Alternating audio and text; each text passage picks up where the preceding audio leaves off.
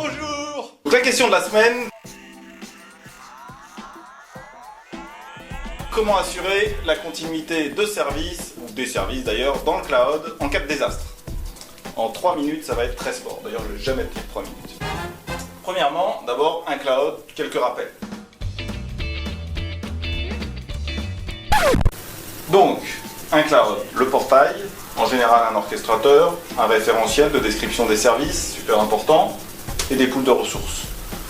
Le référentiel va nous servir à déterminer quels sont les points pour contrôler les ressources, adresse IP, credential, tout ce genre de choses. Donc quand on a une application traditionnelle, jusqu'à présent, on adressait la protection contre le désastre, le plus souvent assez proche de l'infrastructure.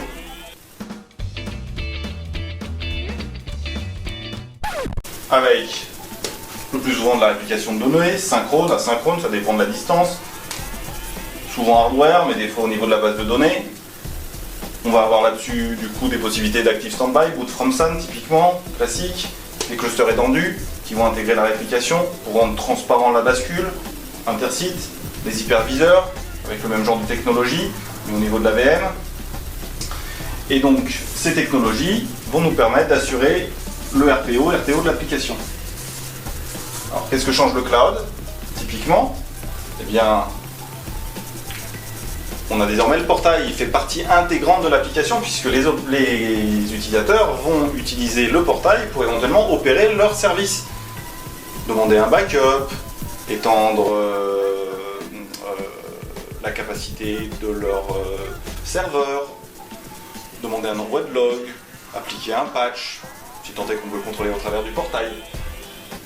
Et donc, en cas de désastre, l'application elle fait désormais un tout. Il faut que le portail puisse continuer à contrôler le service. Ça c'est super important. Alors comment on le fait? 3 principes d'architecture. Le premier, on continue à designer comme ça. Le deuxième, on protège le portail. En général par le même type de technologie ou pas d'ailleurs. Ça peut être un active standby, on n'a pas forcément besoin du même SLA.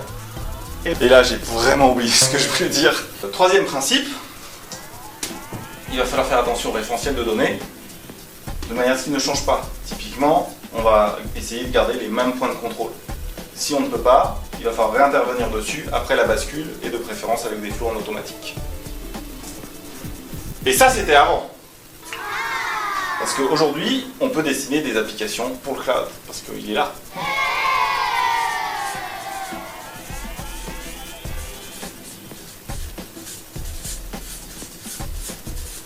Quand on design une application pour le cloud, on pense un petit peu différemment. Aujourd'hui, les grands fournisseurs de cloud ont bien entendu un portail,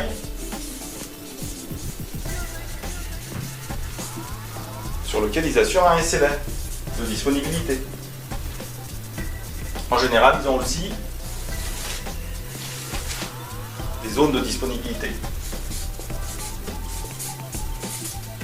Donc, si on veut designer une application pour ce type d'environnement, sur lequel souvent on n'assure pas de niveau de service au sein d'une zone de disponibilité, et ben on va écrire une application qui est résiliente par nature.